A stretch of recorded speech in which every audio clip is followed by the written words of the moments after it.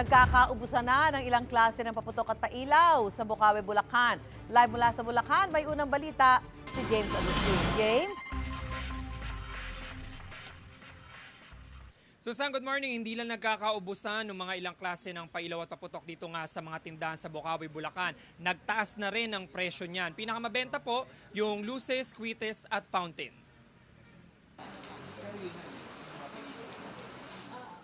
Galing pang San Pablo, Laguna si Loris kasama ang kanyang best friend. Dumana sila sa Bocaue, Bulacan para bumili ng mga paputok at pailaw. Ang kanilang budget, 10,000 pesos. Pampaswerte po. At saka po, pasasalamat po sa 2024 po. Ano ba nilook forward niyo for 2025? More blessings, maraming customer po. Para sa aming ubi halaya po. Na negosyo? Apo. Ang grupo naman ni Ace galing pang Valenzuela. Ikalawang punta na nila rito para bumili ng aerial fireworks. Pandagdag sa mga nauna nilang binili na nagkakahalaga ng 50,000 pesos. Nasasayan lang kami kasi dati kasi di kami nakakabili mga ganyan. Ngayon nakakabili na kami. So parang nakakaano lang sa puso na ngayon nakakabili na kami ng mga palamuti sa ganun, sa New Year. Ano nilook forward niyo for 2025? Siyempre sana swertihin sa buhay ganyan. And sana more blessings pa yung dumating. Dumayo rin sa Bulacan si Jovit mula sa Tondo, Manila. Naghahanap siya ng sawat aerial fireworks. Tradisyon lang. Parang hindi kompletong taon pag walang ganyan eh. Walang paputok. Parang hindi masaya eh pag walang hindi kompleto. Sa isang gabi na dumanos yung isang taon. Ayon sa mga nagtitinda, nagkakaubusan na ng ilang paputok at pailaw. Nagmahal na rin ang presyo ngayong araw. Wala na pong makuhanan na mga supply po. Kaya po tumaas po yung mga presyo po niyan. Ano inasa natin bukas sa bisperas? Mas lalo pa pong tataas. Pinakamabenta ang luces, squites, fountain at sawa. Mabibili ang luces sa 100 pesos sa 10 peraso mula sa 90 pesos kahapon. Ang squites naman 900 pesos na ang 100 peraso mula sa 800 pesos. Iba't ibang klase rin ng cone fountain mula 50 pesos hanggang 150 pesos. Tumaas na ng 10 piso kada peraso. Ang sawa ay 350 pesos hanggang 1,500 pesos. Depende sa dami ng rounds. Mabenta rin ang mga aerial fireworks na tumaas na rin ang presyo. Mayroong 16 shots na 1,500 pesos. Kung may budget, mayroon silang 150 shots na 10,500 pesos. Habang ang 268 shots ay 35,000 pesos. Hindi naman gumalaw ang presyo ng Roman candle na 150 pesos sa 10 piraso. Habang ang crackling sunflower fountain ay 380 pesos ang kada piraso. Samantala, Susan, 24 oras na bukas yung magkakadikit na tindahan dito sa Bocaue, Bulacan. At kanina nga po, dahil nakaranas na pag-ulan ay hindi pa naman ganun karami yung mga nakikita natin na bumibili dito. Mahigpit po na ipinagbabawal yung paninigarilyo at pag-testing doon sa mga bibilhin na anumang pailaw o paputok dito sa lugar. May mga nakita din tayo dito na mga naka-standby na mga fire extinguisher at mga drum ng tubig in case of emergency. Yan ang unang balita mula rito sa Bocaue, Bulacan. Ako po si James Agustin para sa GMA Integrated News. Naiuwi na po sa Pilipinas ang 13 Pinay na ginawang surrogate mothers sa Cambodia matapos pangakuan ng trabaho sa Thailand. Ayon sa DSWD, tinuturing silang biktima ng human trafficking at bibigyan ng counseling at transportasyon pauwi sa kanilang mga probinsya. May unang balita si Mav Gonzalez. Bumiyahe pa Cambodia ang 13 Pilipinang ito para magtrabaho. Pero pagbalik ng Pilipinas, ilan sa kanila ang may dalang sanggol. May isa, kabuanan na. Nirecruit daw sila online para maging surrogate mothers o yung pinagdadalang tao para sa anak ng iba. Ayon sa Department of Foreign Affairs o DFA, kabilang sila sa 20 Pilipinang nahuli ng Cambodian authorities noong Setyembre. Bawal ang surrogacy sa Cambodia kung saan sila dinala, imbes na sa Thailand na ipinangako raw sa kanila. Hindi po magkakilala, pupunta silang Thailand for $10,000 to $12,000 ang bayad basta makadeliver ng anak. No, hindi kanila yung egg cell obviously or yung sperm cell. 7 sa kanila ang naunang nakabalik ng Pilipinas pero naiwan doon ang 13 at kinasuhan. December 2, na-convict sila dahil sa human trafficking. Pero December 26, binigyan sila ng royal pardon sa Cambodia. Kasama to sa usapan para paunan sila na angkin nila yung baby hindi na ibebenta, iuwi nila bilang kanila. I-register na natin as Philippine citizens na anak nila. Iniimbestigahan ng Interagency Council Against Trafficking o IACAT ang recruiter ng mga Pilipina. Sa ngayon, ito pa lang daw ang kaso na maraming Pilipinang nasangkot sa surrogacy. Nag-aalala raw ang mga babae na habulin sila ng kanilang recruiter. Mananatili muna sila sa isang pasilidad ng DSWD. Sabi ni DSWD Secretary Rex Gatchalian, itinuturing silang biktima ng human trafficking. Bibigyan sila ng lahat ng tulong, kabilang ang counseling at transportasyon pauwi sa kani-kanilang probinsya. Nasa mabuti silang kalagayan. Ang una nating ibinibigay na intervention sa kanila, yung temporary shelter.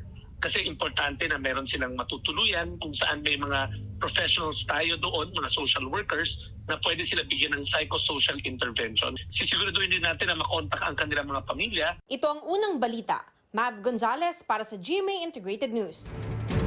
Nagdulot ng landslide at pagbaha ang masamang panahon sa Cagayan Province.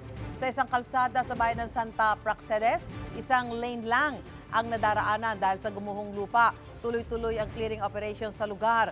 Nananatili namang sarado ang Kapatan Pinakanawan Overflow Bridge sa Tuguegarao City. Umapaw kasi ang baha sa nasabing tulay. Bunsod ng shear line at hangi-amihan ang ilang araw na pag-ulan sa probinsya.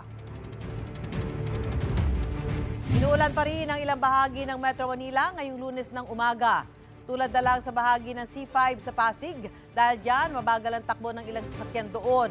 Umulan din sa ilang parte ng EDSA tulad sa Quezon City, maging sa Makati City. Nakaranas din ng pag-ulan sa Parañaque sa bandang PITX at NAIA. Ayon sa Pag-asa, ang pag-ulan ay dulot ng shear line. Nag-alay ng bulaklak si Pangulong Bongbong Marcos sa monumento ni Jose Rizal sa paggunita ng anibersaryo ng kanyang pagkamatay. Update doon sa unang balita live ni Bam Alegre. Bam? Susan, good morning. Alas 7 ng umaga nang dumating dito si Pangulong Bongbong Marcos kasama ang kanyang pamilya para pangunahan ang paggunita sa 128th death anniversary ni Gat Jose Rizal dito sa Luneta. Sa isang mataimtim na seremonya, naghandog ng bulaklak ang Pangulo sa bantayog ni Rizal dito sa kung saan siya pinaslang. Nag-alay rin ng 21 gun salute para sa ating pambansang bayani. Naging maulan bago ang seremonya pero bahagyan tumila ang ulan habang isinasagawa ito. Agad ding umalis sina Pangulong Marcos matapos ang programa na may temang Rizal sa Bagong Pilipinas, Buhay at Aral, aming nilalandas. Sa ngayon, Susan, meron pa rin dito mga organisasyon at turn naman nila na maghandog din ng iba't ibang mga bulaklak dito sa bantayog ni Rizal para ipakita yung kanilang pagsaludo sa kanyang kabayanihan. Ito ang unang balita mula rito sa Luneta. Bam Alegre para sa GMA Integrated News. Ang susunod naman ay ang Bilang paggunita sa buhay ni Jose Rizal ngayong araw, dapat daw ay alalahanin ang kanyang katapangan, sabi ni Vice President Sara Duterte. Paalala raw ito na kahit sa tindi ng pagsubok, mananaig pa rin ang liwanag ng katotohanan at katarungan. Sa pag-alala kay Rizal, sinabi ng bise na dapat manindigan para sa tama at sumikap sa mas makatarungan, pantay at malayang Pilipinas.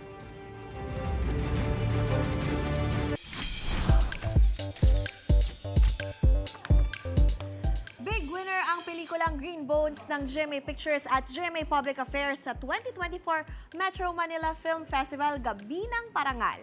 Kabilang sa mga natanggap nito ang Best Picture. Si MMFF Best Actor Dennis Trillo, ipadodonate daw sa persons deprived of liberty ang nakuha niyang cash prize. Yan at ang iba pang panalo na nakuha ng Green Bones sa unang balita ni Nelson Canlas.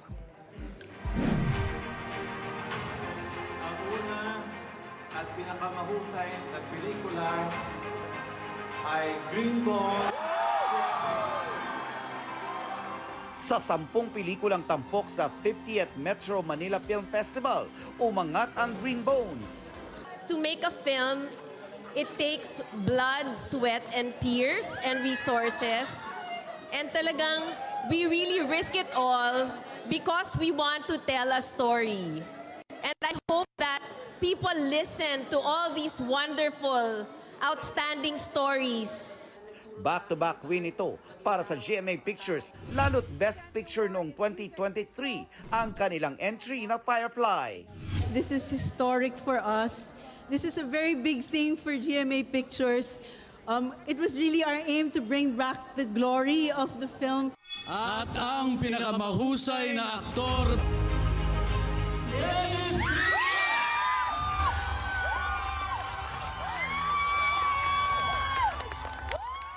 Best Actor ang bida ng Green Bones na si Dennis Trillo. Napaka-special ng gabi na to para sa proyekto namin. Hindi namin nakalain na makukuha namin to. At yung mga iba pang mga importanteng awards.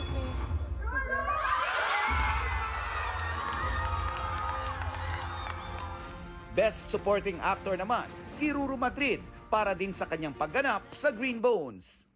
Buong buhay ko, lagi po ako underdog. Lagi akong talo, na-underestimate. Kaya pala siya nangyayari sa akin para pag dumating yung araw na ibibigay na sa akin yung kapalit nun, katulad po nito, hindi ko po iti-take for granted lahat ng yun. Nagpasalamat si Ruru sa mga sumuporta sa kanya, kabilang ang kanyang girlfriend na si Bianca Umali.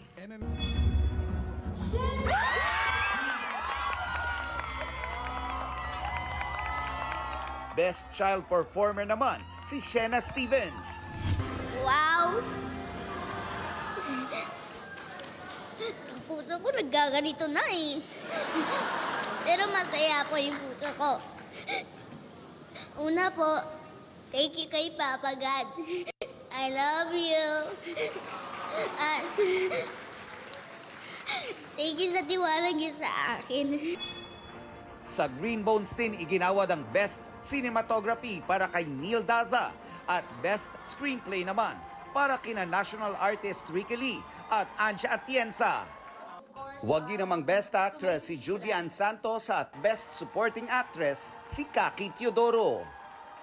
Ito ang unang balita, Nelson Canlas para sa GMA Integrated News. Congratulations! Ayan, ngayon malapit nang matapos ang 2024, buong pusong sasalubungin ang bagong taon sa Kapuso Countdown to 2025. Sa SM Mall of Asia, sasalubungin ang New Year sa pangunguna ni MMFF Best Supporting Actor Ruru Madrid, Bianca Umali, Julian San Jose, Raver Cruz, Ai de las Alas, Christian Bautista at marami pang iba. Excited sina Bianca at Ruru dahil ipapakita sa countdown ang kanilang upcoming projects, gaya ng Encantadia Chronicles Sangre, sa pagbabalik ng Lolong. Mapapanood din soon sa GMA Afternoon Prime sina prinsesa ng City Jail star Sofia Pablo at Will Ashley. Excited naman sina Maca stars Ashley Sarmiento at Marco Massa dahil first time nilang makikisaya sa Kapuso Countdown. Sina Sanya Lopez at Isabel Ortega naman gusto raw simulan ng maganda pa ang 2025 para tuloy-tuloy ang blessings. Puspusan din ang rehearsals ni Thea Ashley, Kailin Alcantara at Pepita Curtis. Sa mga makiki-countdown to 2025, magbubukas ang gates ng 6 p.m. bukas. 8:30 p.m. magsisimula ang on-ground show. Kung team bahay naman sa New Year, mapapanood din ang Kapuso Countdown to 2025 simula 10:30 p.m. sa GMA Pinoy TV at via live streaming sa GMA Network YouTube page at iba pang online platforms ng Kapuso Network. Nanguna online ngayong taon ang GMA Network batay sa ilang online traffic analytics platforms. May unang balita, si JP Soriano. Patuloy ang digital dominance ng GMA Network ngayong taon. Batayan sa datos ng online traffic analytics platforms na Tubular Labs at SimilarWeb. Number 1 ang lahat ng creator properties ng GMA sa Facebook, YouTube at TikTok. Batay sa datos ng Tubular Labs nitong January to November 2024. Umabot sa 40 billion ang video views ng mga ito, habang sa Tubular Leaderboard worldwide ranking sa entertainment and media category, GMA Network ang highest ranking media company sa Southeast Asia at nasa 19th spot sa buong mundo. Sa datos naman ng analytics firm na SimilarWeb, nanguna rin ang GMAnetwork.com mula January hanggang November 2024 na nagtala ng mahigit 249 million page views. GMAnetwork.com din ang #1 local news and media publisher sa top websites country ranking ng SimilarWeb nitong November. Social media ang top traffic source para sa parehong GMA News Online at GMA Entertainment mula June 1 hanggang December 15. Sa pagsabay sa mga bagong teknolohiya, patuloy na magbibigay ang GMA Network ng dekalidad na content para sa mga taga-subaybay. Ito ang unang balita. JP Soriano para sa GMA Integrated News. Kapuso, mauuna ka sa mga balita. Panoorin lamang ang unang balita sa unang hirit at iba pang award-winning newscast sa youtube.com/GMA News. I-click lamang ang subscribe button. Sa mga kapuso abroad, maaari kaming masubaybayan sa GMA Pinoy TV at www.gmanews.tv.